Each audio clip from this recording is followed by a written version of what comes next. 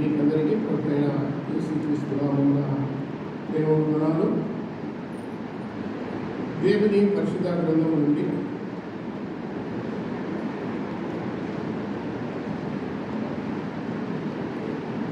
దైవజనుడు పౌలు ఫిలిప్పీయులకు రాసిన పత్రిక 3వ అధ్యాయం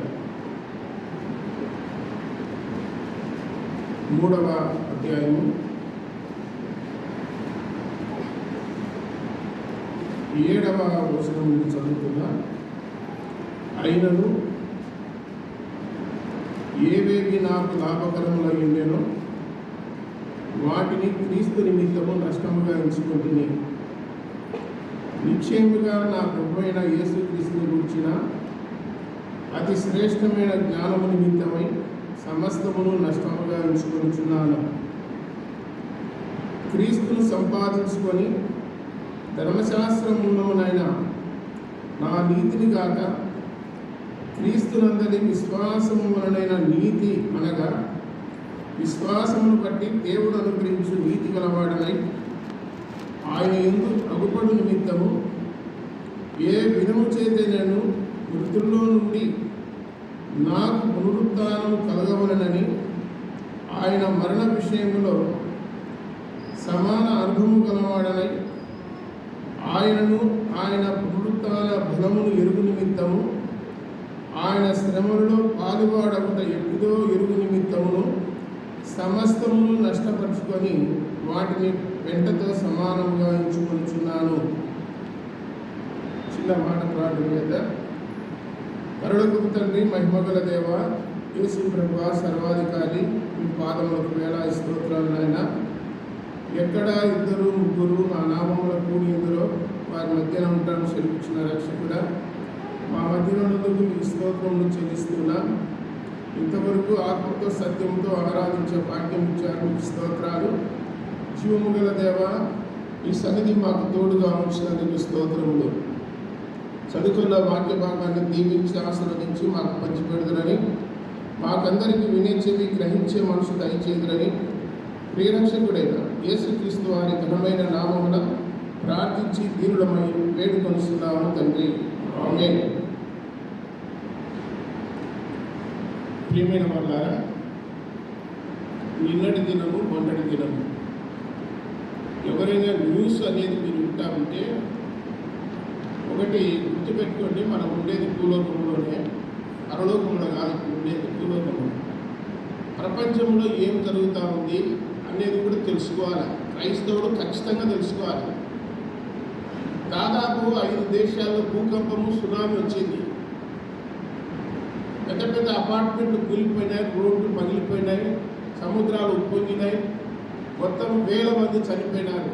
నిన్నటి దినము మొన్నటి దినము జపాన్లో వచ్చింది, ఆస్ట్రేలియా వచ్చింది, లాస్ ఏంజల్స్ వచ్చింది, బ్యాంకాక్ వచ్చింది, మయన్మార్ వచ్చింది.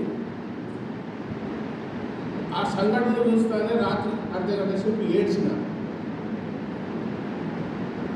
ప్రజలు ప్రాణాలు అరచేతులు పెట్టుకొని బిక్కుమని వెళ్తా ఉంటే మరణం అనేది వాళ్ళను వెంబడించింది. వాహనాలు అయితేనేమి, కార్లు అయితేనేమి, పెద్ద బిల్డింగ్లు అయితేనేమి, రోడ్లు అయితేనేమి, ఆ సముద్ర బోటుల బీచ్లో ఉన్నవారైతేనేమి మొత్తము స్మాష్ అయిపోయినారు.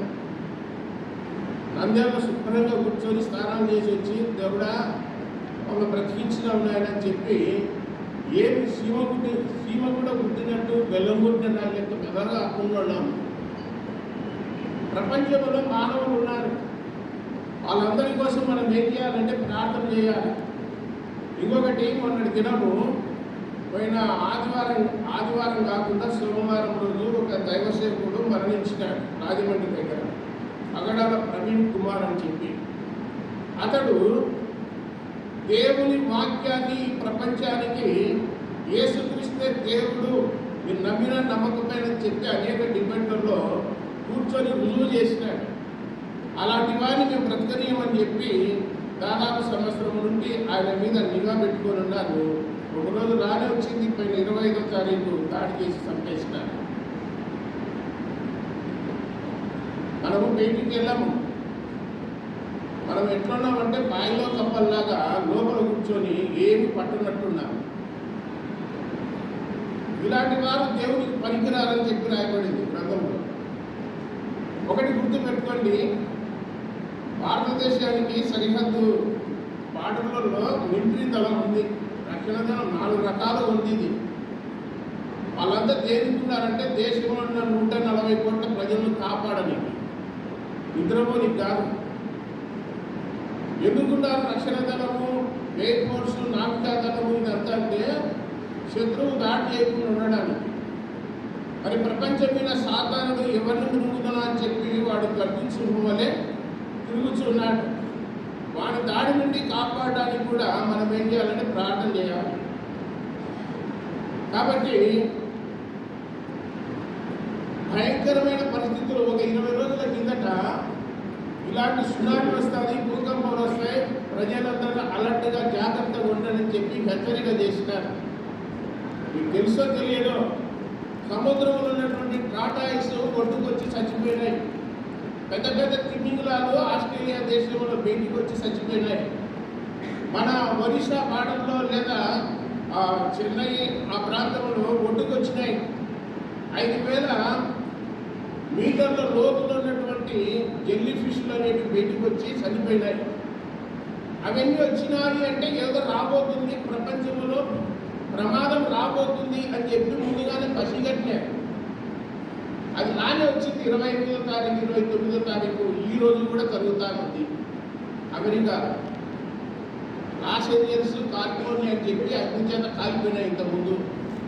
మళ్ళీ అదే ప్రాంతంలో మళ్ళీ వాటర్ వచ్చింది. కాబట్టి ఒకరన్నా జ్ఞాపకం చేసుకుంటారేమని ఆలోచన చేసిన ఎవరికేం పట్టలేదు. అంటే మనమే పరలోకంలో ఉండాలి, ప్రపంచం ఏమైపోయినా పర్వాలేదు అనేది కాదు. దైవజనుడు పౌలు అన్నాడు, నేను పరలోకం పోకపోయినా పర్వాలేదయ్యా, ముందు నా రక్త సంబంధికులు, నా బంధువులు, ఇశ్రాయేలు ప్రజలు దేవుని నమ్ముకొని విశ్వాసం ఉంచి వాళ్ళు పరలోకంలో చేరితే చాలు అని చెప్పి ఆయన తన అభిప్రాయాన్ని నిలుపుచ్చినాడు. నేను కానీ పరలోకంలో ఉండాల్సింది నా స్వజనులు, నా రక్త సంబంధికులు అని చెప్పినాడు. వాళ్ళ కోసం నేను ప్రార్థన చేస్తున్నాను, కృతజ్ఞతాస్తుతులు చెల్లిస్తాను అని చెప్పినాడు. ఈ దినాల్లో మనం ఎట్లా తయారైపోయినామంటే, మన ఇంట్లో వారే దేవుని నమ్మకపోతే ఒక్కరికన్నా నేను దేవుని నమ్ముకోలేదే, ఈ అమ్మాయి దేవుని నమ్ముకోలేదే అన్న ఆలోచన కానీ అలాంటి పరిస్థితి కానీ లేదు. నేను నా ఇంటి వారు యెహోవాను సేవించదమని యెహోషువ చెప్తే నువ్వు ఒక్కొనివని కాదు, ఈ కుటుంబం అని చెప్పి కుటుంబంలో వారి కోసమే ప్రార్థన చేయకపోతే పెయింటర్ల కోసం ఏం చేస్తారు. కాబట్టి చదువుకున్న వాక్య భాగము దైవజనుడు పౌలు ఫిలిప్పీలో ఉన్నటువంటి సంఘస్థులతో పత్రిక రాస్తూ ఇలా తెలియజేస్తా ఉన్నాడు. 3వ అధ్యాయం 7వ వచనంలో, అయినను ఏవేవి నాకు లాభకరములో ఉండేనో వాటిని క్రీస్తు నిమిత్తము నష్టముగా ఎంచుకొంటిని అన్నాడు. క్రీస్తు నిమిత్తము నష్టముగా ఎంచుకొంటిని అన్నాడు. నష్టానికి ఆపోజిట్ ఏంటి? లాభం. లాభ నష్టములు అంటారు. అది ప్రతి సంవత్సరం మార్చి 31 లోపల బడ్జెట్ కేటాయిస్తారు. లాభం ఎంత వచ్చింది, నష్టం ఎంత వచ్చింది, అభివృద్ధి ఎంత అయింది, ఏం కదా అని చెప్పి ఆలోచన చేస్తూ ఉంటారు. కానీ దైవజనుడు పౌలు ఏమంటున్నాడంటే, ఆయనకు ఏవేవి లాభకరంలో ఉండనో వాటన్నిటినీ క్రీస్తు నిమిత్తం ఏం చేసినాడు? లాభం చేసినాడా, నష్టం చేసినాడా? నష్టం చేసుకున్నాడు. ఇక్కడ కూర్చొని కమ్మగా స్నానం చేసి వచ్చి, టిఫిన్ చేసి వచ్చి ఇక్కడ కూర్చొని వాక్యం వింటున్నాం కదా. మరి దేవుని పని నిమిత్తము క్రీస్తు కొరకు, సంఘం కొరకు, లేదా విశ్వాసుల కొరకు, లేదా మనం ఏమైనా నష్టపోయినట్టు మన జీవితంలో ఎప్పుడైనా ఉందేమో మన గుండె మీద చేసుకొని చెప్పండి. దేవుని పని నిమిత్తము నేను నష్టపోయినాను అనేటువంటి వాళ్ళు చెప్పండి. దైవజనుడు అంటా ఉన్నాడు, ఏవేవి లాభకరములు ఉండను అన్నాడు. ఏవైతే తనకు లాభంగా ఉన్నాయో వాటన్నిటిని ఏం చేసినాడు? క్రీస్తు నిమిత్తము నష్టముగా ఎంచుకున్నాడని చెప్పి తెలియజేస్తా ఉన్నాడు. చరిత్రలో రాయబడి ఉన్నది, బెన్యామీను గోత్రానికి సంబంధించినటువంటి పౌలు దైవజనుడు సామాన్యుడు కాదు, మనకుదూడమైనడు కాదు. ఆయన ఆయన ధర్మశాస్త్రాన్ని అవలీలగా పఠించి అందులో ఉన్నటువంటి 39 పుస్తకాలను తన హృదయంలో భద్రం చేసుకున్నాడు. 39 పుస్తకాలు పాత నిబంధన గ్రంథంలో ఉన్నటివి. ఏ మనుషుడైనా సరే, ఎప్పుడైనా సరే, ఏ సమయంలో సరే అడిగితే వెంటనే జవాబు చెప్పగలిగిన స్థితిలో ఉన్నాడు పౌలు. లేఖనాలను అగ్రగణ్యుడు, ప్రవీణుడు పౌలు. అదే కాకుండా యూనివర్సిటీలో చదువు నేర్చినవాడు, తత్వ విద్య నేర్చినవాడు. తర్వాత వాళ్ళ యొక్క చరిత్ర చూస్తే వాళ్ళు సామాన్య కుటుంబంలో వచ్చిన వాళ్ళు కాదు. బైబిల్లో బెన్యామిన్ గోత్రంలో ఉన్న వాళ్ళంతా భాగ్యవంతులే, పేదవాడు ఎవడు లేడు. వాళ్ళకి ఆ దినాల్లోనే ఓడలు ఉన్నట్టు, ఆయనకు వ్యాపారం ఉన్నట్టు, ఆయన పార్లమెంట్లో ఎంపీగా ఉన్నట్టు సన్నిధి సభలో. మరి అలాంటి ఆధిక్యతలు కలిగిన వాడు పౌలు. ఈ ఆధిక్యతలు, రికమెండేషన్లు, అధికారం ఇవన్నీ ఏమి ఉపయోగించుకోలేదు. అదే నాకు ఏవేవి లాభకరములు ఉండనో వాటన్నిటినీ క్రీస్తు నిమిత్తం నేనేం చేసినాను, నష్టముగా ఎంచుకుంటుంది అన్నాడు. మరి యోహాను సువార్త 6వ అధ్యాయం 12వ వచనంలో ప్రభువైన యేసుక్రీస్తు శరీరధారిగా భూలోకంలో ఉండినప్పుడు ఆయన 5 రొట్టెలు 2 చేపలు 5,000 మందికి పంచిపెట్టినాడు, స్త్రీలు పిల్లలు కాక. 12వ వచనంలో ఏమని రాయబడిందో తెలుసా మీకు? యేసు ప్రభు ఏం చెప్పినాడంటే, ఏమీ నష్టపోకుండా మిగిలిన ముక్కలు గంపలకు ఎత్తండి అన్నాడు. ఏమీ నష్టపోకుండా మిగిలిన ముక్కలు ఏం చేయాలా? గంపలకు ఎత్తండి అన్నాడు. మీరేం చేస్తారు? మిగిలినదంటే సంఘంలో మిగిలినదని కాదు, మీ కుటుంబాల్లో మిగిలినది ఏదైనా సరే. మీ ఇంట్లో వండుకుంటారు కదా, టమాటా పండు కానీ, పచ్చిమిరపకాయ కానీ, అన్నం కానీ, పప్పు కానీ మిగిలితే ఏం చేయాలంటే బయట మున్సిపాలిటీలో కాలువలు పెట్టారు, దాంట్లో తీసుకుపోయామని చెప్పినాడు దేవుడు. తెలిసిన మిగిలినది కనీసం సాటి మనుషులకు ఇస్తే దేవుడికి ఇచ్చినట్టు రాయబడింది. కాబట్టి అలా నష్టం చేస్తే ఫ్యూచర్లో, భవిష్యత్తులో అలాంటి వారికి ఏది దొరకదు, నీళ్లు దొరకదు, ఆహారం దొరకదు. భవిష్యత్తులో ముగింపు దశలు గుర్తుపెట్టుకోండి. తర్వాత యేసు ప్రభు రొట్టె ముక్కనే నష్టపోకుండా ఎత్తిపెట్టమన్నాడు. ఏం చెప్పేది కాదు, యేసు ప్రభు చెప్తున్నాడు. తర్వాత దానియేలు గ్రంథము 6వ అధ్యాయం 2వ వచనంలో పారసీకుల రాజు అయినటువంటి దర్యావేషు కాలంలో దానియేలు అనేటువంటి ఒక ప్రధానమంత్రి ఉన్నాడు. ఆ వాక్యంలో ఏమని రాయబడిందంటే, చదువుతారు ఒకరు? దానియేలు గ్రంథం 6వ అధ్యాయం 2వ వచనం చదువుతారా?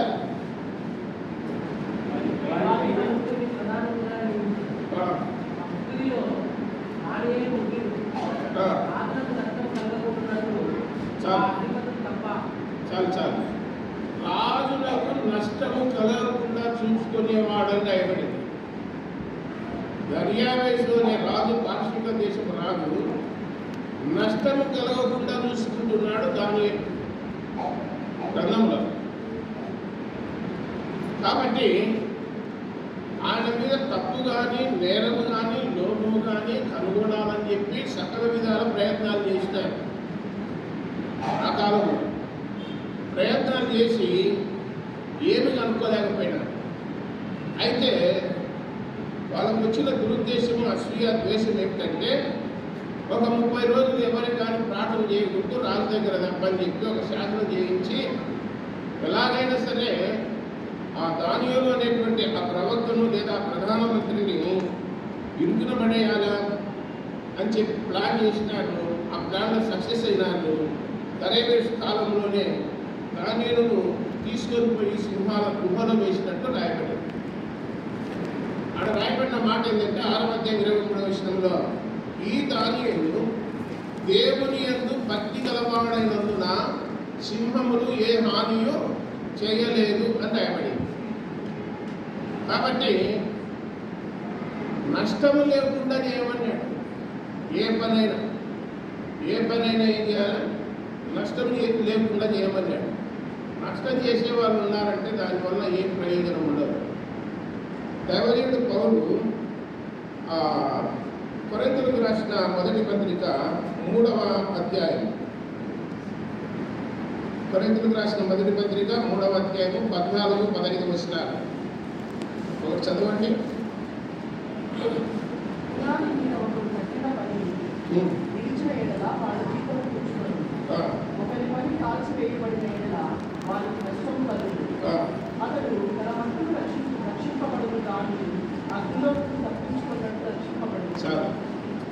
దైవ గ్రంథంలో పౌలు కొరింథీయులకు రాసిన పత్రికలో 3వ అధ్యాయం 14వ వచనంలో ఏమంటున్నాడంటే, పునాది మీద ఒకడు కట్టిన పని నిలిచిన ఎడల వాడు జీతం పుచ్చుకోరు, ఒకరి పని కాల్చివేయబడిన ఎడల వారికి నష్టము కలుగును అన్నాడు. ఇక్కడ 1956 నుంచి జ్ఞానాపురం సంఘంలో ఆరాధన జరుగుతూ ఉంది. 30 రూపాయల కారులో నుంచి 3 లక్షల వరకు వచ్చింది నెలకు. ఇక్కడ దైవజనుడు పౌలు ఏమంటున్నాడంటే, ఒకరి పని పునాది మీద కట్టబడితే ఆ పని నిలుస్తుంది అని అన్నాడు. ఒకవేళ పని కాలిపోయిందనుకో ఏం జరుగుతుంది? నష్టం కలుగుతుంది అన్నాడు. నష్టము కలుగునన్నాడు. నష్టం కలిగితే ఆ చెప్పినోడు, వాక్యం చెప్పినోడు ఒక్కడే అగ్నిలో నుండి బయటికి వచ్చినట్టు రక్షించబడతాడు తప్ప పని కాలిపోతాడన్నాడు. ఇలా నిలబడి వాక్యం చెప్పే నేను దేవుని పక్షాన చెప్పేది ఏంటంటే, మనం ఏం చెప్తున్నామో దానికి కట్టుబడి బ్రతకాలి. అదే క్రైస్తవ జీవితం అంటే. చెప్పేది ఒకటి, చేసేది ఒకటి కాదు. బైబిల్లో పౌలు ఏదైతే చెప్పినాడో అది చేసినాడు. మన ప్రభువైన యేసుక్రీస్తు ఏదైతే చెప్పినాడో అది చేసి చూపించినాడు. మనం ఏం చేస్తామంటే చెప్పుదురే కానీ చెయ్యరు అని చెప్పి మత్తయి సువార్త 23వ అధ్యాయంలో రాయబడినట్లు చెప్పేద్దామనికే బాధ్యత, చేసేదేమి ఉండదు మనకు. దేవుడు ఏం చెప్పినాడంటే చేసేది కూడా నేర్చుకోండి అన్నాడు. చెప్పేది ఒకటే కాదు, కావాల్సింది చేసేది కూడా ఉండాలి. అది అమలు చేయాలి. అప్పుడే నీ జీవితానికి స్మార్తత అనేది ఉంటుంది. వాక్యము వినువారు మాత్రమే ఉండకుండా వాక్య ప్రకారం ప్రవర్తించువారై ఉండవలెను అన్నాడు. యాకోబు పత్రికలో 1వ అధ్యాయం 21వ వచనంలో వాక్యాన్ని వినడమే కాదు, వాక్య ప్రకారం ప్రవర్తించేవారై ఉండవలని అన్నాడు. ప్రసంగి గ్రంథం 5వ అధ్యాయం 1వ వచనంలో నీ దేవుడైన యెహోవా మందిరమునకు పోవునప్పుడు నీ ప్రవర్తన జాగ్రత్తగా చూసుకొని అన్నాడు. నిన్ను గురించి, నీ బోధన గురించి జాగ్రత్త కలిగి ఉండమన్నాడు. కాబట్టి వాక్యం చెప్పే నేనైనా, వాక్యం వినే మీరైనా వినడం ఒకటే కాకుండా దాని ప్రకారం బ్రతకడము, ప్రవర్తించడము నేర్చుకుంటే దేవునికి మహిమ. అది గ్రంథంలో రాయబడింది. ఒకసారి ఒక సహోదరి శిలువల మెట్ట మీద మొన్నటి దినము నిలబడుకుని ఉంటే, రా మా బండి మీద కూర్చున్నావు అన్నా. కూర్చోలేక బాబాయ్ మధ్యాహ్నానికి రాకుండా బాబాయ్ నేను అది చెప్పమ్మా, ఎందుకు రావడం లేదు అంటే, మధ్యాహ్నానికి ఒక సహోదరి వస్తుంది, ఆ సహోదరి ఇంతలావు మాటలు మాట్లాడుతుంది, రోజు కొట్లాడుతుంది, నన్ను చూచే ఓర్వలేదు, అందుకని నేను మందిరానికి రాకుండా అని చెప్పి మందిరానికి రాకుండా అని చెప్పింది నాకు. సరేలేమ్మా, మనుషులకి వెళ్ళి తీసుకురావాలి, దేవునికి వెళ్ళి తీసుకురావాలా, మనుషులు కాదు నువ్వు పరలోకం పంపించేది, దేవుడు ఆయన వాక్యం వినాలా, కాబట్టి ఇప్పటి నుండే నా మనసు మార్చుకున్నా, మనుషులకి వెళ్ళి చూడాలని చెప్పింది. అయినా కానీ నేను ఎందుకు ఈ విషయం చెప్తున్నానంటే, మనం ఇతరులకు అభ్యంతరకరంగా ఉండమన్నాడా, ఉండకూడదు అన్నాడా? ఉండకూడదు, అభ్యంతరకరంగా ఉండకూడదు అన్నాడు. ఎవరి వలన అభ్యంతరం కలుగునో వానికి ఏమన్నాడు? శ్రమ అన్నాడు. అన్నీ తెలుసు, ఏం తెలక కాదు, కూర్చొని అన్నింటాం, అన్నీ తెలుసు, చెప్పేటప్పుడు మతికొచ్చి ఉంటాయి. కానీ మతికొచ్చాయి కానీ ఇట్లా దులుపుకొని పోతాం. మతికొచ్చిన వెంటనే వారిపై ఇది పాటించాలా, అవసరం లేదు, నాకెందుకు వచ్చిందని చెప్పి దులుపుకొని పోతాం. కాబట్టి ఇప్పుడు ఒకే అంశం మీద చెప్పిన నష్టము నష్టము నష్టం అనే కాడ 4 రెఫరెన్స్లు చెప్పిన, గుర్తు పెట్టుకున్నారా మీరు? ఏమి పని కాలిపోయిందనుకో నష్టం అంటే ఎవరి కాలంలో వాళ్ళ కానీ ప్రభుదాసయ్య 2010 వరకు నేడు నవంబర్ 15 వరకు అంతవరకు ఆయన పని ఏం చేసినాడో, ప్రభా ఇదిగో నేను చేసిన పని మీ దగ్గరికి తీసుకొచ్చిన అంటే ఆయన దగ్గర ఒక చీట ఉంది, చీట తీసుకొని దూరికి వచ్చాడు మొత్తాన్ని సంఘాన్ని. గోధుమలు అయితే కొట్లో పోసుకుంటాడు, కొట్టు అయితే కొట్టకపోతాడు. తర్వాత 2010 నుంచి 2025 15 సంవత్సరాలు. ఈ 15 సంవత్సరాల్లో ప్రభా నేను కూడా పని తీసుకొచ్చిన చూడంటే ఎంతమంది ఎత్తి తీసుకొచ్చి దేవుని దగ్గర అప్పచెప్పారో అప్పుడు చేట తీసుకొని తూర్పు వచ్చాడు. నిలబడిలో దాన్ని నిలబడకుండా కొట్టుకొని పోయిందంటే నష్టం. నష్టం అంటే ఏమనుకున్నారు? కొట్టుకొని పోవడమే నష్టం. కాబట్టి యేసు ప్రభు మాట వినే ప్రతివాడు బండ మీద ఇల్లు కట్టుకొనినా బుద్ధిమంతుని పోలి ఉంటాడని రాయబడింది. సరే, దేవుని వాక్యంలో నిర్గమాకాండం 22వ అధ్యాయం 6వ వచనం చూడండి ఒకసారి. నిర్గమాకాండము 22వ అధ్యాయం.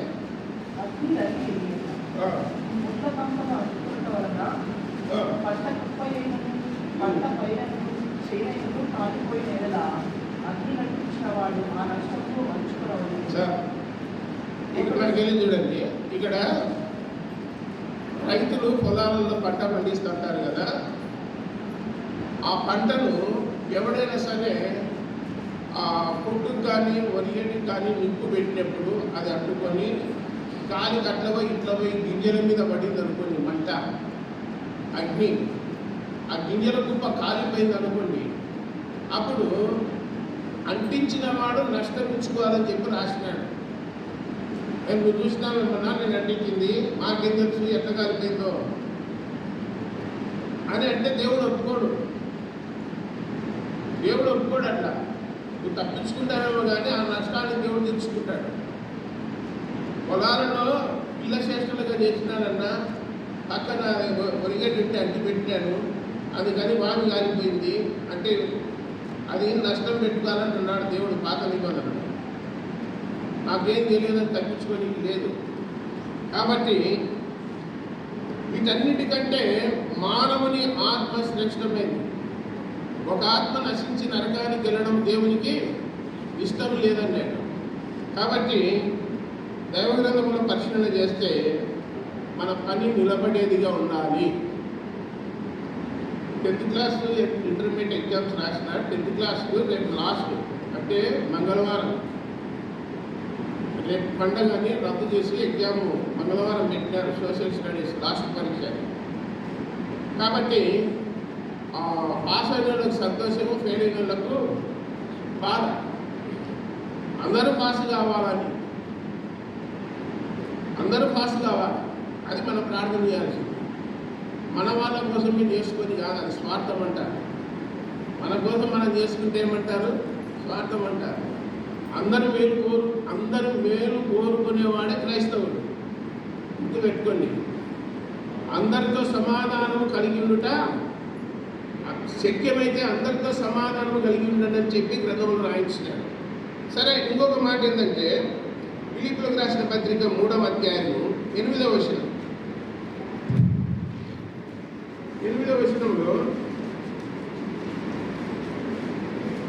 నిశ్చయముగా నా ప్రభువైన యేసుక్రీస్తును గురించిన అతి శ్రేష్టమైన జ్ఞానము నిమిత్తమై సమస్తమును నష్టముగా ఎంచుకొనుచున్నాను. నా ప్రభువైన యేసుక్రీస్తును గురించిన అతి శ్రేష్టమైన జ్ఞానము నిమిత్తము అన్నాడు. ఏ జ్ఞానము? విధవగరి. ఏ జ్ఞానము? లోక జ్ఞానమా? మందిని ఉంచే జ్ఞానమా? మందినెత్తిన చేయి పెట్టే జ్ఞానమా? ఏ జ్ఞానం అంటే క్రీస్తుని గురించిన జ్ఞానం అని చెప్పి తెలియజేస్తా ఉన్నాడు. యేసుక్రీస్తుని గురించిన అతి శ్రేష్టమైన జ్ఞానము నిమిత్తమై సమస్తమును నష్టముగా ఎంచుకొనుచున్నాను అన్నాడు. అతి శ్రేష్టమైన జ్ఞానం ఎక్కడుంది? విశాల్ మాటలు ఉందా? లేదా వందే మాటలు ఉందా? సూపర్ మార్కెట్లో ఉంది అతి శ్రేష్టమైన జ్ఞానం. ఎక్కడుందంటే సంఘములో ఉంది. అది అతి శ్రేష్టమైన జ్ఞానం ఎక్కడుంది? సంఘములో, మందిరములో. బోధ వినాల, వాక్యం వినాల. అది నీకు ఇంకా సమీపంగా దొరకాలంటే రోజు పరిశుద్ధ గ్రంథాన్ని చదవాలి. చదువుతూ ఉంటే జ్ఞానం వస్తుంది నీకు. గ్రంథాన్ని చదివే వాళ్ళకి ఏమొస్తుంది? జ్ఞానం వస్తుంది. జ్ఞానం వచ్చినప్పుడు భయపడతారు. వాక్యం చెప్పేటోళ్ళు భయపడతారు. కింద కూర్చొని వాక్యం వినేవాళ్ళు ఏం చేయాలంటే మందిరంలోకి వచ్చి చదవడం కాదు, ఇళ్ళ దగ్గరనే బైబిల్ చదవాలి. ఈ నడమ వాక్యాలు చెప్తుంటే నేను కోట్ చేసినాను. అనేక సందర్భాల్లో రామకృష్ణ చెప్పినా మౌనంగా కూర్చొని ఉన్నా. నేను తప్పిదాలు చెప్తుంటే ముందుగా కూర్చున్నా. వీళ్ళకి అంతా లేదు, నాకేం పని నేను. వీళ్ళల్లా మనుషులే కదా, వీళ్ళే బైబిల్ చదువుతున్నారో లేదో నాకైతే తెలియదు. కానీ కొన్ని పొరపాట్లు చెప్తా ఉన్నప్పుడు అయ్యా అది కాదు ఇది అని చెప్పేవాడు ఒక్కడు లేడు. కాబట్టి మీరు బైబిల్ బాగా చదివితే చెప్పేవానికి కాళ్ళ కింద దుమ్ము అదురుతుంది. తెలుసా మీకు? బాగా చదవండి. ఇప్పుడు ఉండే దినాలన్నీ దుర్భరమైనవే, మంచి దినాలు లేవు, అన్ని చెడ్డ దినాలే. ఒకటి గుర్తుపెట్టుకోండి, ప్రపంచంలో ఎక్కడో క్రైస్తవులు హింస పెడుతున్నారు. పాకిస్తాన్లోనో, ఆఫ్ఘనిస్తాన్లోనో, ఉత్తర కొరియాలోనో, లేదా దుబాయ్లోనో, సౌదీలోనో ఆటంకం చేస్తున్నారని అనుకున్నాను. ఆ ర్యాంకులన్నా దాటిపోయి మొత్తము మొదటి ప్లేస్ వచ్చింది ఇండియా. ఫస్ట్ ర్యాంకులు ఉంది. ఇప్పుడు ఉత్తర భారతదేశంలో సువార్తకు ఆటంకం ఉంది. మధ్యప్రదేశ్ కానీ, ఉత్తరప్రదేశ్ కానీ, ఛత్తీస్గఢ్ కానీ, ఉత్తరాఖండ్ కానీ బీజేపీ పాలిత రాష్ట్రాలలో సువార్తను నిషేధించినారు. మధ్యప్రదేశ్ ముఖ్యమంత్రి అన్నాడు, ఎవడైనా సువార్త చెప్తే కాల్ చేయండి అన్నాడు పబ్లిక్గా. తెలుసా విషయాలు మీకు? వేరే దేశాల్లో కాదు, మన దేశంలోనే సర్వేలో తేలింది. క్రైస్తవులు విషపెట్టే దేశాల్లో మొదటి ప్లేస్ ఎవరికి వచ్చిందంటే ఇండియాకు వచ్చింది 2025లో. ఎప్పుడో చెప్పినాడు ఒక ఆయన, ఎడ్వర్డ్ విలియం అని చెప్పి 2024-23లో చెప్పినాడు, రాబోయే దినాల్లో ఖచ్చితంగా మొదటి ర్యాంక్ వస్తుంది ఇండియా అని చెప్పి. వచ్చింది. ఇంకా క్రైస్తవులు ఎక్కడ కనపడినా కానీ వాళ్ళు ఇష్టానుసారంగా ప్రవర్తించడానికి వాళ్ళకు బ్రేక్ వేసేవాళ్ళు లేరు. ఇప్పుడు నేను చెప్తేనే సునామీ అన్న రావాలా, భూకంపం అన్న రావాలా, ప్రాణాలు అరచేతులు పెట్టుకొని పరిగెత్తాలి. అలాంటిది మన ఆంధ్రప్రదేశ్కు ముఖ్యంగా నంద్యాలకి వచ్చే బలంటారు, వాళ్ళ తమాష ఉంటుంది. ఏడాడ పెట్టుకుని కోట్ల డబ్బు బంగారము ఎట్లవా, నా బంగారం ఇట్లవా, నా డబ్బు ఎట్లవా, లోతు పానీలకి నీకు చూసి రుకూరుకు ప్రాణం కావాలన్నా బంగారం కావాలన్నా అని. ఇదేమింటే సముద్రం లేదు కానీ భూకంపం అనేది వచ్చాలి. దేవుడు తలుచుకుంటే ప్రకృతి కన్నెర్ర చేసే మానవుడు ఏం చేయలేడు. దేవునికి ఉగ్రత వచ్చిందంటే ఏ మానవుడు తప్పించుకోలేడు. ఇవన్నీ జరగవలసి ఉన్నది అని చెప్పి గ్రంథంలో రాయబడింది. కాబట్టి అతి శ్రేష్టమైన జ్ఞానము పొందుకోవాలంటే బైబిల్ చదవాలి. కొన్నిసార్లు మనం ఎట్లా తయారైనామంటే మా ఇంట్లోనే కాదు, అందరి ఇంట్లో మాకంటే దౌర్భాగ్యంగా ఉన్నారు. నేను చెప్తున్నాను, సరిగ్గా ప్రార్థన చేసుకుందామనే టైంలోనే అన్నిటికీ సమయం ఉంటుందా? తిననీకు ఉంటుంది, నిద్రపోనీకు ఉంటుంది, బజారు పోయి రాకు ఉంటుంది, షాపింగ్ పోయి రాకు ఉంటుంది, లేదా వేరే ఊరికి పోయి రాకు ఉంటుంది. అన్నిటికీ సమయం ఉంటుంది. కానీ ప్రార్థన కాడికి వచ్చే వాళ్ళకు ఎట్లనైపోతాయి మొత్తాలు. నేను జరిగే సత్యం చెప్తున్నా. ప్రార్థన అంటే ఏదో ఇబ్బందిగా ఏదో ఒక గిలేకపోతాను చెప్పి అయితేసేపు ఒక 30 నిమిషాలు సేపు కూర్చొని ఒక పాట పాడుకొని ఒక 10 నిమిషాలు మాట్లాడి కూడా మనకేమైపోతుందంటే టైం ఎందుకు పెట్టినారు ఇంట్లో, ఇది లేకుండా ఉంటే బాగుండు. ఇప్పుడు ఐపీఎల్ మ్యాచ్కి వచ్చాయి, సరిగ్గా ఆ టైంలో ఉంది ప్రార్థన. ఏం చేయాలా అంటే సాధారణ శోధించన్నాడు, నీకు ప్రార్థన కావాలన్నా ఐపీఎల్ మ్యాచ్ కావాలా అంటే మ్యాచే కావాలి. ప్రార్థన 10 గంటల తర్వాత చేసుకోవచ్చులేదు. అయితే మంట మీద కూర్చొని స్వామి దేవుడా ఆమెనంటే అయిపోయారు, విరాట్ నెల కాపాడంటే అయిపోయారు. అట్లా తయారైపోయినారు.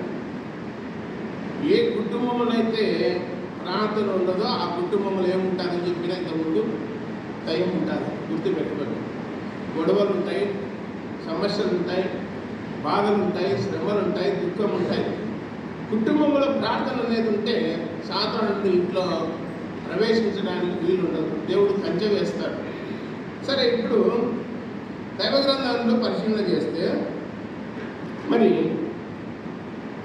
దానియేలు గ్రంథము 6వ అధ్యాయం 3వ వచనంలో ఈ దానియేలు అతి శ్రేష్టమైన బుద్ధి గలవాడని రాయబడింది.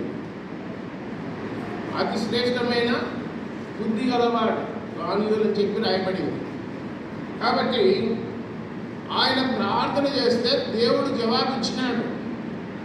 2వ అధ్యాయంలో ఆయన భూ సంబంధమైన మనసు పెట్టుకోలేదు. దానియేలు అనేటువంటి ప్రవక్త, ప్రధానమంత్రి, ఆయన దేవుడితో సంబంధం కలిగి ఉన్నాడు, భయం భక్తి కలిగి ఉన్నాడు, పరాయి దేశంలో ఉన్నాడు, బానిసగా ఉన్నాడు. వాళ్ళు పెట్టిన పరీక్షలో నెగ్గినాడు. ఆ నెగ్గిన తర్వాత వాళ్ళకు ఒక పరీక్ష వచ్చింది. ఆ పరీక్షలో ప్రాణాపాయం వచ్చింది.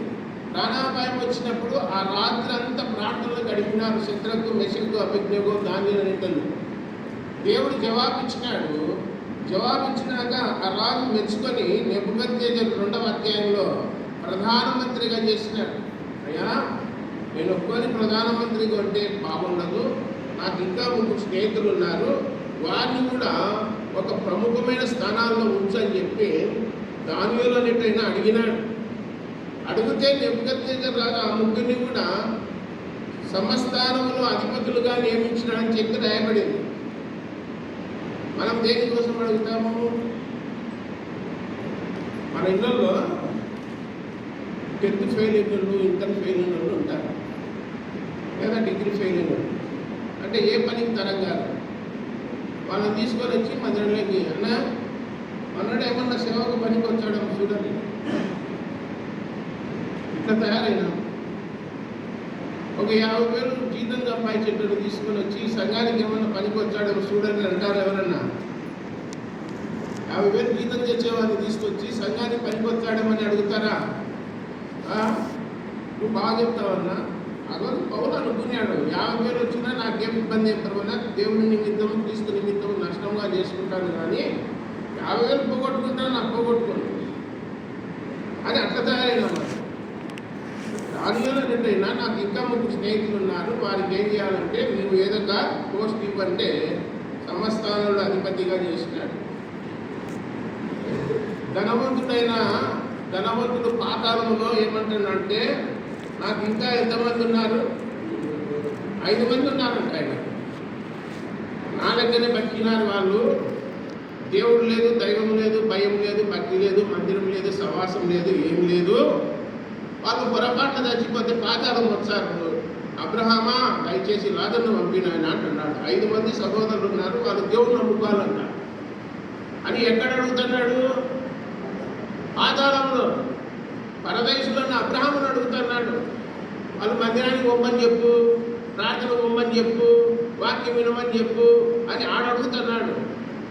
ఏ భూమి మీద వాక్యం చెప్పేటోళ్ళు లేరా? ప్రార్థన చేసేటోళ్ళు లేరా? మందిరాలు లేవా అని అబ్రహాం అడిగినాడు. ఉన్నాయి, మా ఇంటి పక్కన ఉంది అంటున్నాడు. ఎవరు? ధనవంతుడు. మందిరం ఇంటి పక్కన ఉందంట, కానీ ఎప్పుడు మందిరంలో పోయి కూర్చోలే, ఎప్పుడు వాక్యం వినలే. అందుకని ఇంటికి వచ్చినాను. ఆ 5 మంది దేవుడు నమ్ముతారని అడుగుతున్నాడు. ఆయన అక్కడ మోసే ప్రవక్తలు ఉన్నారు, వాక్యం విని ఏం చేయాలి? దేవుణ్ణి నమ్ముకోవాలని చెప్పినాడు. కాబట్టి ఇరుగు పొరుగు వాళ్ళు నమ్మకపోతే దేవుడు లెక్క అడిగేది మిమ్మల్ని, వేరే వాళ్ళని అడగడు. జ్ఞానాపురంలో ఎంతమంది అయితే నమ్మలేదో, ఇక్కడ మందిరానికి ఎంతమంది వచ్చున్నారో వాళ్ళనల్లా దేవుడు అడుగుతాడు. వాళ్ళని అడిగేది, వేరే వాళ్ళని అడగడు. ఈ జ్ఞానాపురంలో 100కి 90 భాగాలు నరకానికి పోయినారు అనుకో, ఆ 10 భాగాన్ని అడుగుతాడు, ఎందుకు పోయినారు వీళ్ళంతా? మా పనుల కొద్ది మేము ఉన్నాము స్వామి, డ్యూటీలు చేసుకుంటున్నాము, బాగా మందిరానికి పోతున్నాము, ఎవరికి మిమ్మల్ని గురించి చెప్పలేదు మేము అంటే, అప్పుడు ఆ లాస్ట్ కోరుకుంటాడు. మేము జ్ఞానాపురంలో చెప్పి ముందుంటే స్వామి, ఇప్పుడేం లాస్ట్ ఎత్తున్నామంటే ఇంక లాస్ట్ అయ్యా, ఇదేం లేదంటాడు. కాబట్టి లెక్క చెప్పాల్సింది మనమే. మన ఇంటి పక్కనోళ్ళు ఎదురుగుండు కాలనీళ్ళు దేవుని నమ్ముకోలేదంటే వాళ్ళు నమ్ముకోవాలని చెప్పి ఒకసారైనా హెచ్చరిక చేయాలా, అది దైవగ్రంథంలో రాయబడింది. కాబట్టి ఆదికాండము 41వ అధ్యాయం 38వ వచనం ఒకరు చదవండి. ఆదికాండం 41వ అధ్యాయం 38వ వచనం.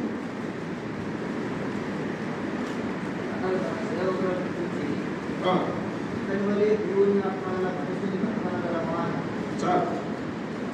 యోసేపు ఐగుప్తు దేశంలో ఉన్నాడు. అయా 7 సంవత్సరాలు కరువు రాబోతుంది, 7 సంవత్సరాలు పంటలు బాగుంటాయి అని రాజుకు ఎక్స్ప్లెయిన్ చేసి వివరంగా చెప్పినాడు యోసేపు. అప్పుడు నీకు ఎవరు నచ్చితే వాళ్ళను అధికారిగా పెట్టుకో, ఈ పని చేసి పెడతానని చెప్పి సలహా ఇచ్చినాడు. ఏకాదిగా కింది మిందికి చూసినాడు ఫరో రాజు యోసేపుకి. చుట్టూనే క్యాబినెట్ కూడా చూసినాడు. ఏమన్నా ఇతని వల్లే దేవుని ఆత్మ కలిగిన మనుషుల్ని అనుకోగలమా? కాబట్టి చెప్పింది ఇతడే కాబట్టి ఆ పని ఇతనికి అప్పచెప్పుదాం అని చెప్పి తీర్మానం చేసుకుని యోసేపుకు అప్పచెప్పినారు.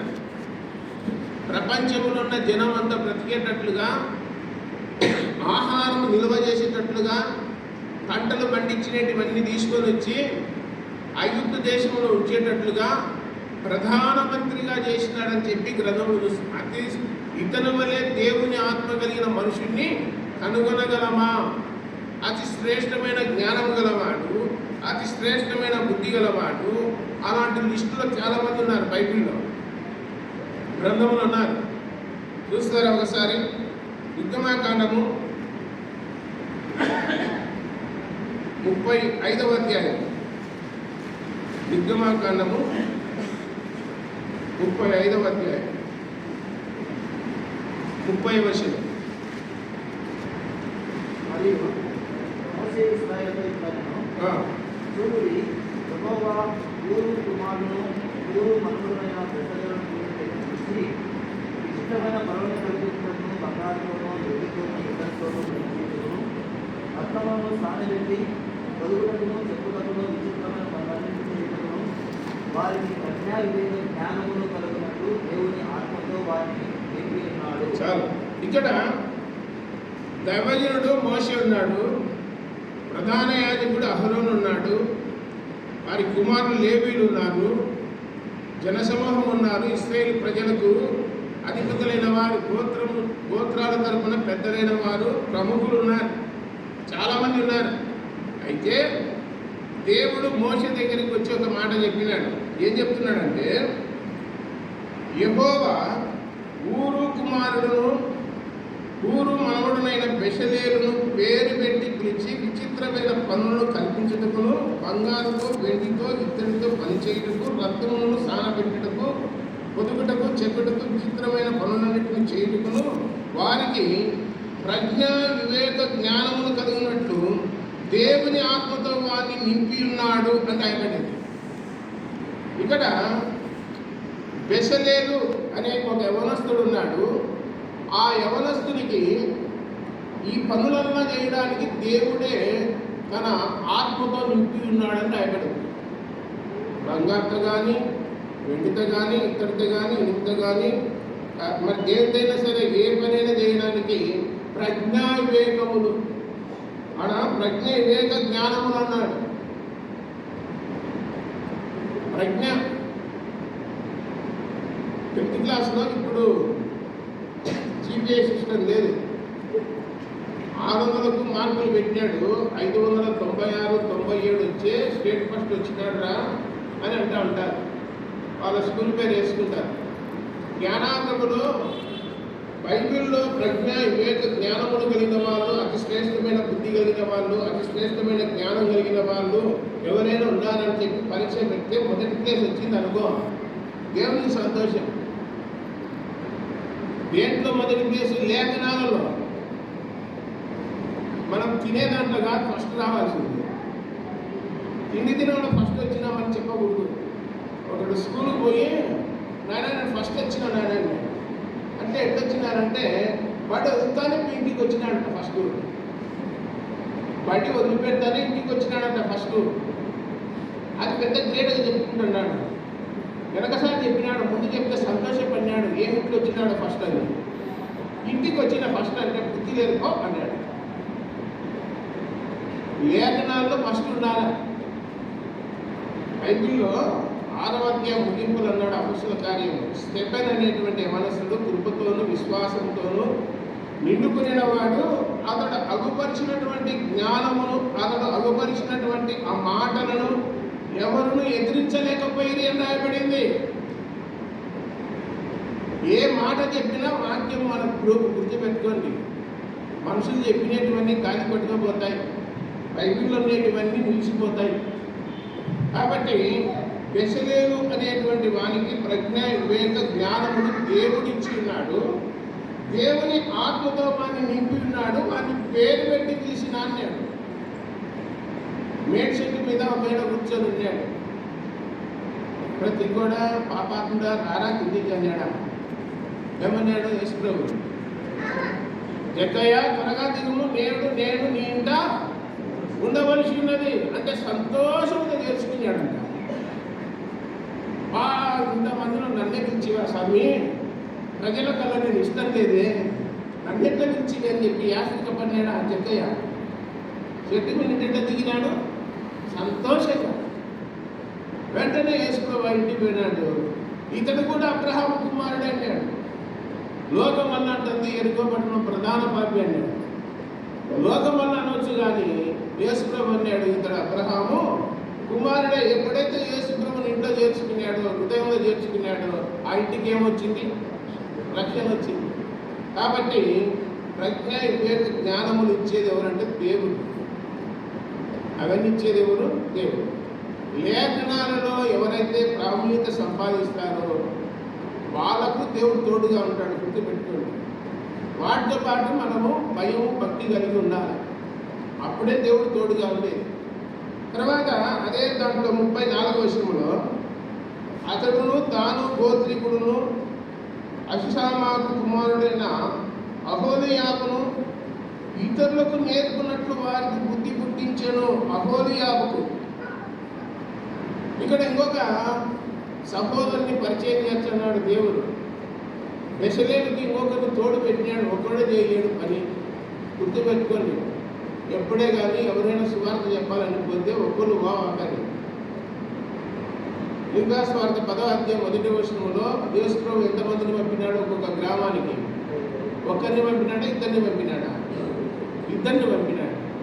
అన్నీ తెలుసు. ఒక్కొక్కసారి సాతానుడు ఏం చేస్తాడంటే ఆ వాక్యం మధ్య లేకుండా చేస్తాడు.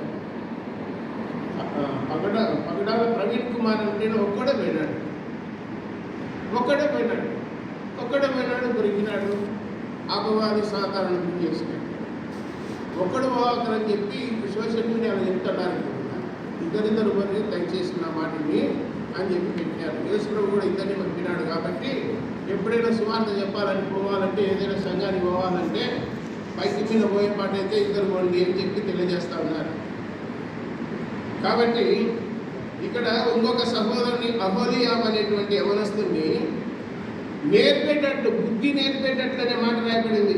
ఇతరులకు నేర్పునట్లు వారికి బుద్ధి పుట్టించాను. నిర్గమాకాండము 35వ అధ్యాయం 34వ వచనంలో ఆ మాట రాయబడి ఉన్నది. 35లో ముగింపులు ఏమనంటే వారి యొక్క పనులను చేయనట్లు ఆయన వారి హృదయములకు జ్ఞానముతో నింపి ఉన్నాడు. ముగింపులో హృదయాలను దేంతో నింపినాడు? జ్ఞానముతో నింపినాడు. ఈ విధంగా ఆరాధన చెప్తూ వాళ్ళ పొందుపరుచున్నాడు. ఇద్దరు పోగులు చెవులకు ముక్కులకు ఉన్న పోగులు తీసి పుణ్యగట్టి యాకోబు మస్తకి రుచి కింద పూడ్చిపెట్టినాడంటే మళ్ళీ తీసుకొచ్చని. అక్కడ పూడ్చిపెట్టినాడంటే అర్థం ఏమి? మళ్ళీ తీసుకొచ్చిన అవసరం పని చెప్పడం అంటే పోగులు కాదరా, పోగు చేసుకుంటారని చెప్పినాడు. పోగు చేసుకుంటున్నారు ఏంటి? బట్టలు పోగు చేసుకునేటోళ్ళు, డబ్బు పోగు చేసుకునేటోళ్ళు. పోగు చేసుకోవడం అంటే సమకూర్చుకోవడం అని. ఇక్కడ దేవుడు ఏమంటాడు అంటే అది కాదు, బంగారం డబ్బు కాదు సమకూర్చుకోవాల్సింది, వాక్యాన్ని సమకూర్చుకోండి అంటున్నాడు. ఇక్కడ హృదయమును జ్ఞానముతో నింపి ఉన్నాడు, హృదయాలను జ్ఞానముతో నింపినాడు అని చెప్పి రాయబడి ఉన్నది. మన హృదయము ఫిలిప్పీ పత్రిక అనుకుంటా 3:17 అనుకుంటా ఆడన్నాడు, కొలస్సీ పత్రిక 3:16 అన్నాడు, క్రీస్తు వాక్యము మీ హృదయములలో సమృద్ధిగా నివసింపనీయడు అన్నాడు. అది నివసించేది ఎట్లంటే యేసు క్రీస్తునందలి విశ్వాసము ద్వారా నివసిస్తారని రాయబడింది ఫిలిప్పీ పత్రికలో. వాక్యము మన హృదయంలో ఎట్లా నివసిస్తారంటే విశ్వాసం ద్వారా అన్నాడు. కాబట్టి ఈ దైవ గ్రంథాన్ని పరిశీలన చేసినప్పుడు లూకాసు వార్త 2:47 మన ప్రభువైన యేసుక్రీస్తు గురించి రాయబడిన వాక్యము 2:47 యేసు ప్రభు 12 ఏళ్ల వయసు ఉంది. యెరూషలేము మందిరంలో బోధకుల మధ్యన కూర్చొని అక్కడ ప్రశ్నలు అడుగుతా ఉన్నాడు. అక్కడ రాయబడిన మాట ఏంటంటే ఆయన ప్రజ్ఞకు ఆశ్చర్యపోయినారని చెప్పి విస్మయం ఉందని చెప్పి రాయబడింది. 12 ఏళ్ల వయసులోనే ఆయన ప్రజ్ఞ బయటపడింది. పువ్వు వికసించగానే పరిమళం వెదజల్లునన్నట్టు తెలుసారు. పిల్లలు పుట్టినట్టనే ఈడేమవుతాడు, ఏం కథ, దొంగోడవుతాడా మంచోడవుతాడని తెలిసిపోతారు. తెలుసా మీకు? ఇక్కడ యేసు ప్రభు ఆయనకున్న ప్రజ్ఞకు, ఆయనకున్న ఆ ప్రశ్నలకు, ఆ జవాబులకు వారు ముగ్ధులైపోయి ఆశ్చర్యపోయినారని చెప్పి రాయబడింది. ఈ ప్రజ్ఞ వివేకం ఎటువంటి వచ్చింది అన్నారు. యోహాను సువార్త 7:20 అన్నారు, ఇతడు చదువుకొని ఇతనికి ఈ పాండిత్యము ఎట్లు వచ్చాను? మనతో పాటు ఎప్పుడు స్కూల్కి రాలేదే, చదువు నేర్చుకోలేదే, ఎట్లొచ్చింది చదువు? ఈ జ్ఞానం ఎక్కడి నుంచి వచ్చింది? ఈ ప్రజ్ఞ ఎక్కడి నుంచి వచ్చింది? అలాని యెషయా గ్రంథం 53 అలాంటి వారి గురించి రాయబడిందని చెప్తున్నాడే, 61 నన్ను గురించి రాయబడింది, ఇది నెరవేరిందని చెప్తున్నాడే. ఈ లేఖనాలను ఎవరు నేర్పినారు? ఏ ధర్మశాస్త్ర ఉపదేశకుడు నేర్పినాడు? ఏ యూనివర్సిటీ పోయి తత్వజ్ఞానం తెచ్చుకున్నాడు అని చెప్పి ముక్కు మీద వేసుకొని వేసుకోకి వెళ్ళి కూర్చున్నారు 12 ఏళ్ల పిల్లోడ. 12 ఏళ్ల వయసులో మన పిల్లలు ఏం చేస్తారంటే బైబిల్ ఎక్కడుందో ఇంట్లో ఉండేది కూడా కనుక్కోలేదు. ప్రార్థన చేసుకుందాం బైబిల్ చెప్పంటే ఏడబెట్టినాం మమ్మీ, ఏడబెట్టాం డాడీ అని ఎత్తుకుతున్నారు. అంటే ఏమర్థమవుతుంది మీకు? బైబిల్ ఎక్కడంటే కుదరదు, ఉండేది కూడా తెలియడం లే. అట్లా తయారైనారు వాళ్ళు. యేసు ప్రభు 12 ఏళ్ల వయసులో చెప్తా ఉంటే అంత ఆశ్చర్యపోయినారు. వాక్యము వింటున్నామంటే ఆశ్చర్యం కలగాల, భయం కలగాల. దైవజనుడు మోసే సమయంలో వస్తున్నాడంటే బెత్లెహేంలో ఉన్న వాళ్ళంతా భయపడినారని రాయబడింది. నేను 85లో ఇదే జ్ఞానాపంలో కొట్టంలోనే 1985లో ఈ బజార్లోనే అవదాశాయ పంచ కట్టుకొని ఇట్లా నడుచుకుంటూ వచ్చాడు. పిల్లలు కూడా ఉన్నాం బాబు అంటాడు, చిన్నపిల్లలు. ఎప్పుడన్నా వాడిని ఇంటికాడికి నేను చెప్తున్నాను, ఎవరు వచ్చినది అంటాడు. అంటే నేను పద్మ దేవుడు వచ్చినాడు టీగా, ఏం బాబు ఇవాళప్పుడు వచ్చినావు, ఏమోలే అని ఆంటీ పలకపోతే అయ్యనే పంచ కట్టుకొని అట్లనే చిన్న టీ తీసుకొచ్చాడు. తాను ఏం పర్వాలేదు అన్నాడు. అంటే ఎవరు నేర్పాలా? ఇవి నేర్పాలనా? ఒకరు నేర్పితే కాదు. నీ బుద్ధి ఉండే టైం అప్పుడు అయ్యేంటికి ఎప్పుడు బైబిల్ చదువుతాను అంటాడు, భూతకం పెట్టుకొని చదువుతాను అంటాడు. ఎందుకు చదువుతా ఉన్నాడంటే దేవునితో సంబంధం కలిగి ఉన్నాడని అర్థం. ఆ నిమ్స్ హాస్పిటల్లో లాస్ట్ చివరి స్టేజ్లో వీడియోలో పెట్టారు. ఆయన మంచం మీద పడుకొని ఉన్నాడు, అంత పేషెంట్లు ఉన్నారు, ఎవరు లేరు. వాక్యం చెప్పి ఆమెనని చెప్పినాడు, ప్రార్థన చేసి ఎవరు లేకుండా. కానీ నా కోరిక అదని చెప్పి వాక్యం చెప్పి ప్రార్థన చేసినాడు. మీరు కావాలంటే వీడియో ఉంది, సీడీ ఏదో ఉంది, చూడండి కావాలంటే. అంటే చివరి వరకు కూడా తపన అనేది, ఆసక్తి అనేది ఎవరి మీద ఉంది? నా ప్రాణం పోతుంది, నన్ను కాపాడుకున్నా నాయన అని కాదు. చివరిలో కూడా నేను ఎవరి గురించి చెప్పాలా? యేసు ప్రభు గురించి చెప్పాలి. అట్లా ఉండాలి క్రైస్తవ జీవితం అంటే. ముగింపు చేస్తున్నాను. చివరిగా ఒక్క వాక్యం నేను ముగింపు చేస్తా.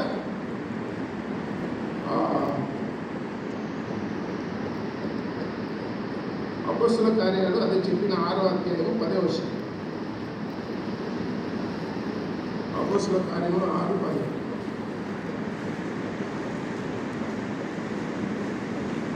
మాటలాడటందు అతడు అగుపరిచిన జ్ఞానమును అతని ప్రేరేపించిన ఆత్మను వారు ఎదిరింపలేకపోయిరి. స్టెఫెను అనే యవనస్తుని గురించి అక్కడ యెరూషలేము సంఘం యొక్క సమాజం ఎదుట బహిరంగ సభలో ఆయన అగుపరిచినటువంటి ఆ జ్ఞానాన్ని, ఆ మాటలను ఎవరు ఎదిరింపలేకపోయిరి అని చెప్పి రాయబడి ఉన్నది. కాబట్టి మీకు 2 చేతులు దండపెట్టి చెప్తున్నాను, మీకు చదువు వచ్చిన వాళ్ళు ఎవరైనా ఉంటే దయచేసి బైబిల్ చదువుతా ఉండండి. పిల్లలకు కూడా చెప్పండి. దినాలలో ఇంకా బైబిల్ దొరకవు, 50 దినాలు దొరకవు. మందిరాలు కూడా ముంచారు, సువార్త కూడా ఆటంకం వచ్చాలి. అప్పుడు మాకు ఎవరు చెప్పలేదు, మేము ఇప్పుడు వాక్యం వింటామంటే ఎవరు చెప్పరు. ఈ సమయం ఉండగానే ఏం చేయాలి? సమయం ఉండగానే బైబిల్ చదవాలి. సూపు బాగున్నప్పుడే చదవండి దయచేసి. ఇంకా సెల్ ఫోన్లు పక్కకు పెట్టి బైబిల్ చదవండి. చదివితే జ్ఞానం వచ్చాలి, జ్ఞానం వచ్చే భయం వచ్చాలి, భక్తి వచ్చాలి, దేవునితో అటాచ్మెంట్ ఉండాలి, దేవునితో సంబంధం కలిగి ఉంటారు. అప్పుడు దేవునితో మనం యుగాలు జీవించవచ్చు. కాబట్టి నిర్లక్ష్యం చేయవద్దు దయచేసి. బైబిల్ అదే చెప్పినాడు తిమోతికి, నేను వచ్చేంత వరకు చదువుట ఎందును బోధించుట ఎందును నువ్వు శ్రద్ధ కలిగి ఉండమని చెప్పినాడు. కాబట్టి ఈరోజు మన అంశము దైవజనుడు పౌలు ఏవేవి నష్టపరుచుకున్నాడో, ఎలాంటి జ్ఞానం పొందుకున్నాడో, ఆయన పునరుద్ధాన బలం ఎరుగు నిమిత్తం సమస్తాన్ని ఎట్లా నష్టముగా ఎంచుకున్నాడో ఆ విషయాలను చెప్పినాడు. ప్రభు పని కోసము, దేవుని సంఘం కోసము, దేవుని ప్రజల కోసము మనకు సమయాన్ని వెచ్చించినా, ప్రార్థన చేసినా, ఏదైనా ఆర్థిక సహాయం చేసినా, ఏదైనా చేసినా అది దేవుని కోసం చేసినట్టు అని గ్రంథంలో రాయబడింది. అలా సత్క్రియలు చేస్తూ మనం ముందుకు కొనసాగముగా ప్రార్థన. పరలోకపు తండ్రి, మహిమగల దేవ, యేసు ప్రభువా, మీ పాదాలకు స్తోత్రాలు. ఆయన మమ్మల్ని అందరినీ ప్రేమించి సజీవులుగా ఉంచి నడిచినందుకు స్తోత్రాలు. ప్రపంచాన్ని మేము చూసినప్పుడు మరణము తాండవమాడుతూ ఉంది లోకంలో. అట్టి మరణములకు మమ్మల్ని అప్పగించకుండా మీ కృప ద్వారా మమ్మల్ని కటాక్షించి బ్రతికించి నేటి దినమున సజీవుడైన మిమ్మల్ని ఆత్మతో సత్యముతో ఆరాధించే భాగ్యం ఇచ్చినందుకు స్తోత్రాలు. జీవము గల దేవా, ఆయన ఈ గ్రంథాన్ని చదువుకుంటూ ఈ గ్రంథంలో ఉన్న మాటలు హృదయంలో భద్రపరుచుకుంటూ భయం కలిగి, భక్తి కలిగి, వాక్యానుసారంగా జీవించడానికి, ప్రవర్తించడానికి దయచూపుని ప్రార్థన చేస్తున్నాం. ప్రజలందరూ వాక్యం విన్నారు, ఉన్న వాక్యం హృదయంలో భద్రపరుచుకొని ముందుకు సాటి కృప చూపండి. ఎవరెవరు ఎలాంటి అక్కర్లు, అవసరతలు, ఇబ్బందులు, శ్రమలు, సమస్యలు, అనారోగ్య పరిస్థితులు కలిగి ఉన్నారో ప్రతి వారిని దర్శించి వారికి సహాయం చేసి ఆయన మేలు చేయమని ప్రార్థన చేస్తున్నాను. స్థానిక సంఘంలో వృద్ధులు ఉన్నారు, ఈ వయసులో వారికి కావలసిన నెమ్మది, బలము, ఆరోగ్యము, సత్వ, శక్తి దయచేయండి. అందరినీ దీవించి ఆశీర్వదించి సమస్త ఘనత, మహిమ, ప్రభావాలు మీరే పొందుదురని ప్రియరక్షకుడైన యేసుక్రీస్తు వారి శ్రేష్టమైన ఘనమైన నామమున ప్రార్థించి తీవ్రమై వేడుకొనుచున్నాము తండ్రి. ఆమేన్. అందరికీ